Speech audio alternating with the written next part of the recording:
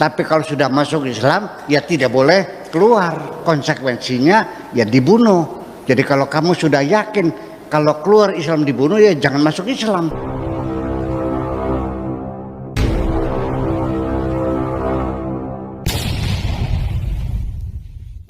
Yahillu damu mri'in muslim, tidak halal darah seorang muslim kecuali dia melakukan satu di antara yang tiga. An-nafsu bin nafsi, pembunuh, maka dia mesti dihukum bunuh, hukum pancung, dipotong kepalanya. Al-thayyibu zani, sudah menikah tapi dia tetap juga berzina. Al-syaikhu wa syaikhatu, laki-laki perempuan yang sudah menikah, idza zanaya, kalau dia tetap berzina juga, farjumuhumal battah, rajam dia, kubur setengah tubuhnya, lempar batu dia sampai mati. Yang ketiga, at-tariku lidinihi al-mufariqu lil jamaah, orang-orang yang murtad meninggalkan agama ini, maka tidak ada hukuman lain yang layak bagi dia kecuali kematian. Pertanyaannya, berganti agama dalam hadis itu dibunuh, sementara dalam Al-Quran tidak ada paksaan. Bagaimana itu, Bu ya? Ya memang kalau itulah fikih. Itulah fikih. Syekh Yusuf Al-Qardawi, mufti di Qatar, itu disoal oleh wartawan Al Jazeera. Ya, ditanya Syekh Qardawi sebagai mufti, ya, kenapa orang murtad dihukum bunuh? Bukankah Islam mengatakan la ikraha fiddin, tidak ada paksaan dalam agama? Jawabannya apa? Ya kalau orang Islam yang pindah agama tidak dibunuh, ya habis umat Islamnya. Gitu jawabannya. Jadi kalau nggak dibunuh habis umat Islamnya. Iya. Katanya bebas. Iya, orang masuk Islam bebas, tapi keluar nggak boleh.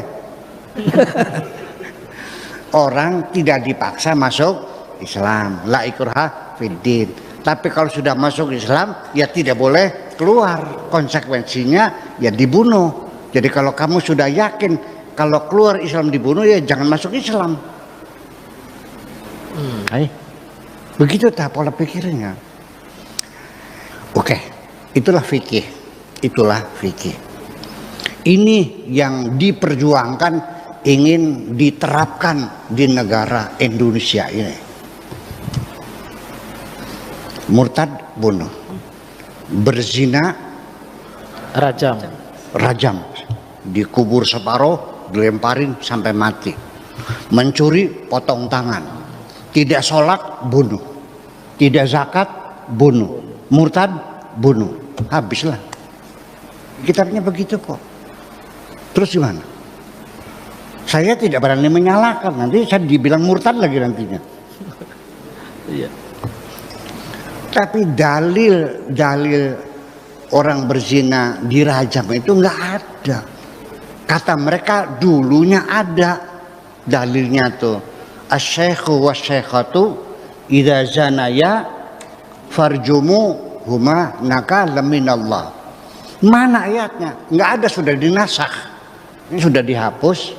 Tapi kenapa berlaku hukumnya? Terus Nabi sejak kapan menghukumi mati orang yang murtad? Nah itulah persoalannya, itulah fikih makanya. Jadi ya sudahlah, kita nggak usah ributin fikih, ya sudah sajalah. Kita negara Indonesia ini adalah negara Pancasila, Undang-Undang Dasar 45, bukan negara Islam kok. Saya katakan negeri kita ini bukan negara Islam, paham begini? Tapi negara yang beragama. Semua orang yang beragama dirawat, dipelihara, diberikan kemudahan. Kurang seberapa lagi. Tapi ya untuk mengamalkan maling dipotong tangannya entar dulu. Orang pindah agama dibunuh entar dulu. Ayo kita bicarakan dulu dong. Orang nggak sholat dibunuh entar dulu. Jangan sembarangan, enak aja. Tapi ini fikirnya, iya saya juga tahu fikirnya ada. Ya entar dulu, ini Indonesia loh. Betul nggak?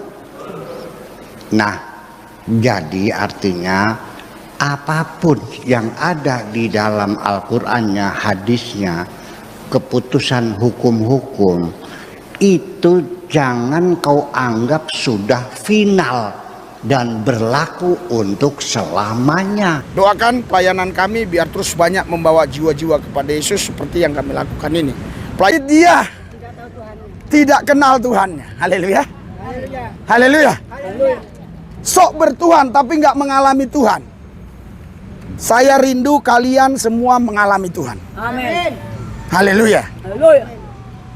Kamis depan saya tanya satu persatu. Setelah saya selesai khotbah ini, apa yang kau alami dengan Tuhan selama seminggu ke depan nanti? Saya akan tanya Kamis depan. Kenapa?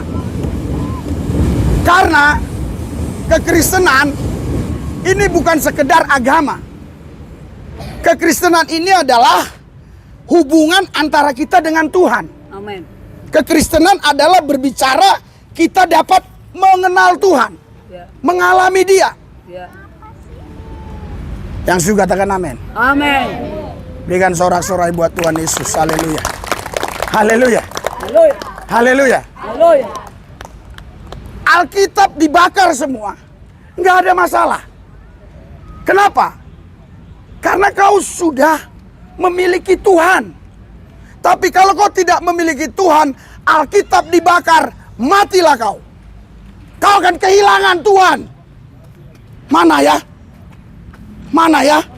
Mana kitab Kejadian, Keluaran, Ulangan bilang? Kira-kira paham sampai di sini? Paham. Itu sebabnya banyak pendeta, penginjil yang gugur di medan pertempuran. Karena mereka hanya membawa Alkitab, hanya membawa buku, tapi tidak membawa Tuhan. Saya kemari bukan membawa Alkitab, bukan membawa buku, tapi saya membawa Tuhan kemari. Saya mau bagikan buat saudara.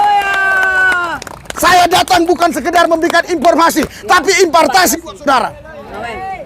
Supaya saudara dapat menikmati Dia. Haleluya. Haleluya. Apa artinya sebuah nama makanan? Tapi kalau makanan itu tidak bisa kita alami, nggak bisa kita nikmati, nggak bisa kita rasakan.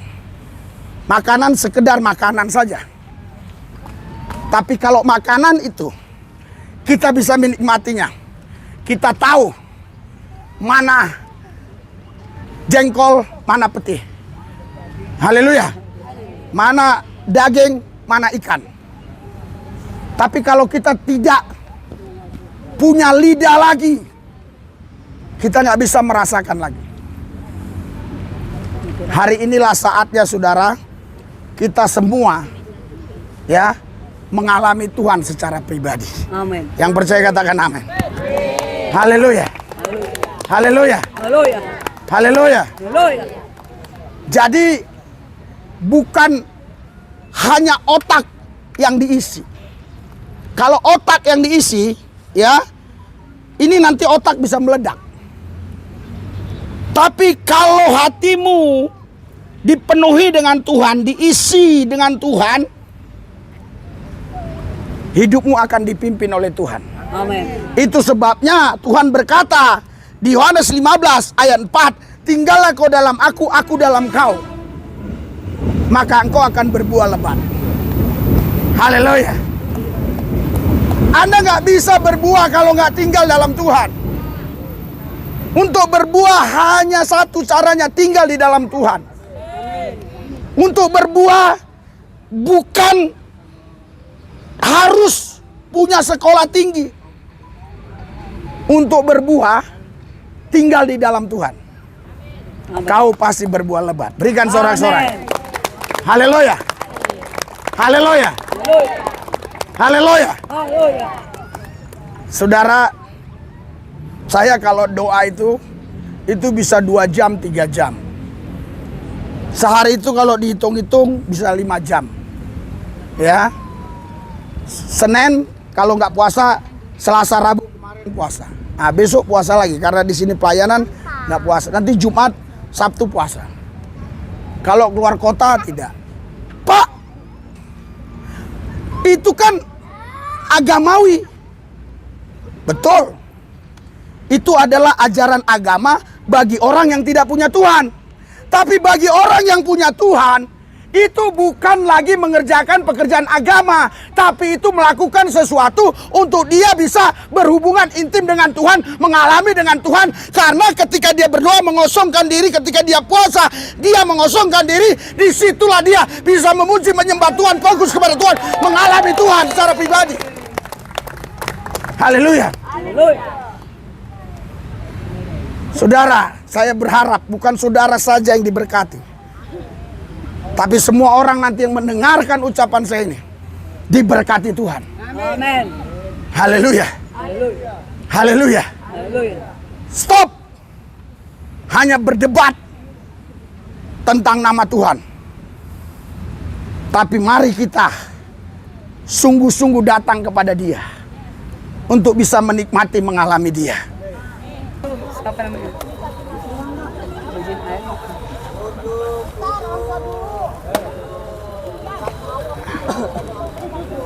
Ya, saudara, ini juga melayani Tuhan. Amin. Ya. Bagi makanan itu juga melayani Tuhan.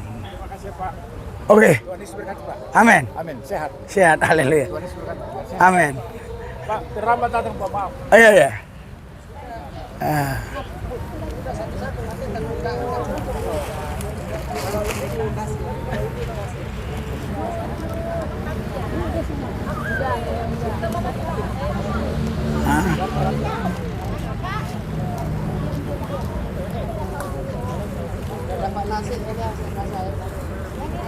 Dari sini mah udah mah. Enggak, harusnya cukup sih. Harusnya cukup. Yang penting jangan ada dua, cukup. Nanti yang udah jangan ambil lagi ya. Kasihan yang lain. Soalnya ini banyak kok, harusnya cukup. Harusnya cukup. Hah? Iya, 50 ini 70 kok, masa nggak cukup? Cukup lah harusnya.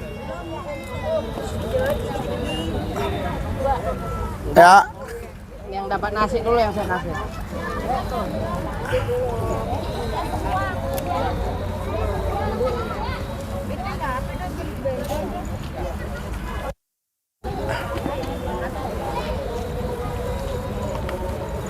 Malah harusnya lebih. Anak-anak paling nggak sampai 20 kan?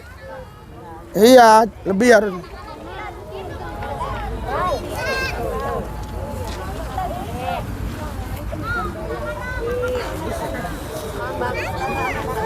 Tapi ini nasinya pedes loh. Ikannya pedes. Tapi ya kita kan nggak tahu. Ah.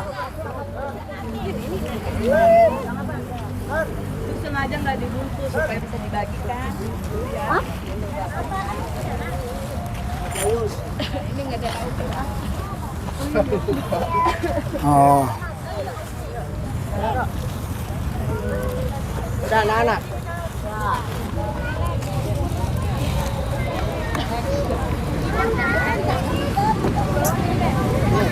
Supaya terus banyak jiwa-jiwa dimenangkan bagi Tuhan. Aku berdoa buat kalian semua, diberkatilah kalian yang sudah memberkati pelayan ini, yang belum memberkati juga diberkati di lain waktu kalian memberkati. Terima kasih Tuhan. Dalam nama Yesus. Pelayanan ini saudaraku yang saya kasih dalam Tuhan Yesus ini sudah hampir 6 tahun. Nanti tanggal 4 2024 ini 6 tahun. Sudah 1000 orang yang mengenal Yesus lewat pelayanan kami. Setelah dia mengenal Yesus, kita ajarkan dia berdoa, percaya kepada Tuhan, dan dia lakukan itu dapat mujizat, dapat pekerjaan di Karawang, di Cikampek, di Bandung, di mana-mana ya. Terus datang lagi yang baru dari Lampung, dari Padang, dari Palembang, dari Madura, dan kumpul lagi di situ. Akhirnya silih berganti ya. Terus sampai sekarang pelayanan ini berlanjut, dan doakan makin hari makin banyak jiwa-jiwa yang dimenangkan bagi Tuhan. Saudara, saya berdoa buat kalian semua yang sudah memberkati pelayanan, Tuhan berkati berlipat kali ganda, dan yang belum memberkati, Tuhan berkati, di lain waktu pasti bisa memberkati. Salam, selamat tahun baru, Tuhan Yesus memberkati. Amin.